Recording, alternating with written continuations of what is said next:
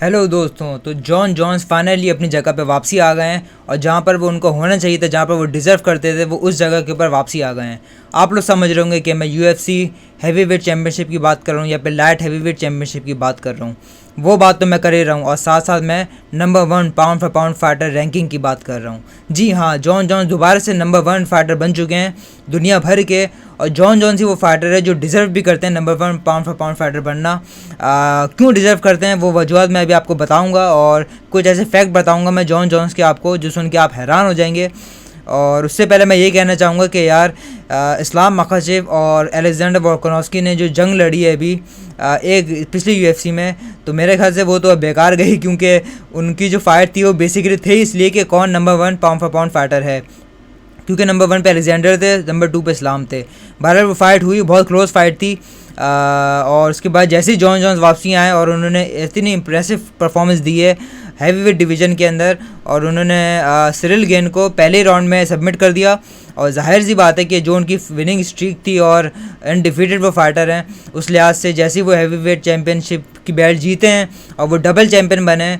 Double champion मैं इसलिए बोल रहा हूँ क्योंकि Jon Jones light heavyweight division का टाइटल हारे नहीं थे, वो छोड़ के चले गए थे। और जब वो हैवी वेट में आए तो आते ही वो टाइटल जीत गए हैं। तो एक वक्त में वो डबल चैम्पियन नहीं बने, लेकिन इनडायरेक्टली वो डबल चैम्पियन ही करार दिए जाएंगे और इस पर जॉन जॉन्स डबल चैम्पियन हैं। और मैं इंटरेस्टिंग फैक्ट बताता हूँ आपको जॉन जॉन्स के, जो आप लोगों को शायद पता ही ना हो। सबसे पहला फैक्ट, जॉन जॉन्स जो है वो सबसे ज़्यादा यंगेस्ट फाइटर हैं चैम्पियन बनने वाले, और ये कारनामा उन्होंने सिर्फ 23 ईयर्स की उम्र में कर लिया था।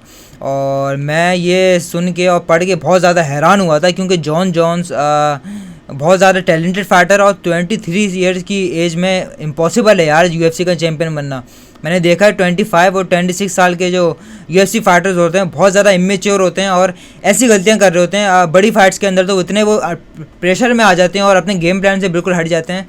बहुत से हमने फाइटर देखे इस तरीके के, डेरिन टेल और काफ़ी सारे यंग फाइटर आए थे, जो कि माइक पेरी जैसे ही उनके बड़े मैचेस हुए हैं वो एकदम से डोमिनेट हो गए, बुरी तरीके से हार गए, क्योंकि वो उस प्रेशर को वो बर्दाश्त ही नहीं कर पाए।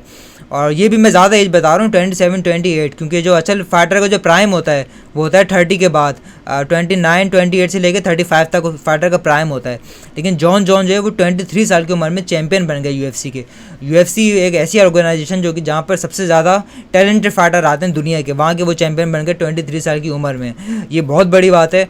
और उसके बाद से वो कभी टाइटल हारे नहीं और कंटिन्यूसली वो जीतते हुए आ रहे हैं। और उनका एक और रिकॉर्ड भी है, लाइट वेट डिवीज़न के अंदर सबसे ज़्यादा टाइटल डिफेंसेस और मोस्ट विन और लॉन्गेस्ट विन स्ट्रीक्स। ये भी बहुत बड़ी बात है जैसे आप टाइटल जीते, क्योंकि समटाइम ऐसा होता है कि यंग फाइटर टाइटल जीत जाता है लेकिन वो डिफेंड नहीं कर पाता, फ़ौरन से हार जाता है एक फ़ाइट में या दूसरी फाइट में हार जाता है। लेकिन जॉन जॉन्स ने ये कारनामा अंजाम दिया है और वो एक के बाद एक उन्होंने टाइटल डिफेंस कर रहे हैं, जो कि सबसे मुश्किल काम होता है। मेरे नज़र में डबल चैम्पियन बनना इतना मुश्किल काम नहीं है जितना टाइटल डिफेंस करना है, क्योंकि टाइटल डिफेंस के अंदर आपको कंसिस्टेंट रहना पड़ता है और नीचे से जो फाइटर भरे हुए आ रहे होते हैं, खून के भरे हुए टाइटल के भूखे, उनको आपको हराना पड़ता है।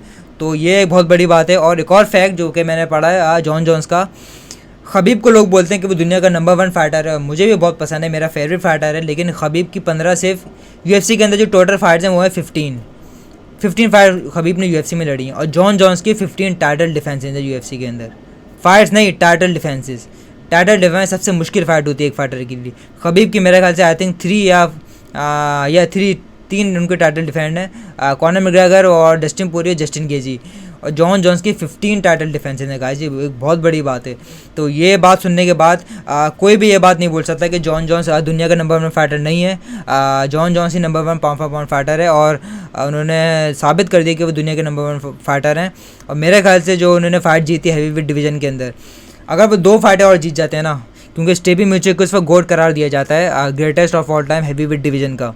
अगर जॉन जॉन्स स्टेपी म्यूचिक को हरा देते हैं और फिर अगर किसी तरीके से वो फ्रांसिस से उनकी फ़ाइट हो जाती है और उनको हरा देते हैं, तो इस बात से कोई भी डिनाई नहीं कर सकता कि जॉन जॉन्स दुनिया का सबसे बेस्ट फाइटर है। क्योंकि heavy weight division dominate, light weight division dominate, number 1 pound for pound fighter, undefeated fighter. एक लॉस जो है वो उनकी इलीगल स्ट्राइक की वजह से है, वो बिल्कुल भी लॉस नहीं है, वो फाइटर वो डोमिनेट तरीके से जीत रहे थे, लेकिन उन्होंने एक इलीगल शॉट मार दिया था।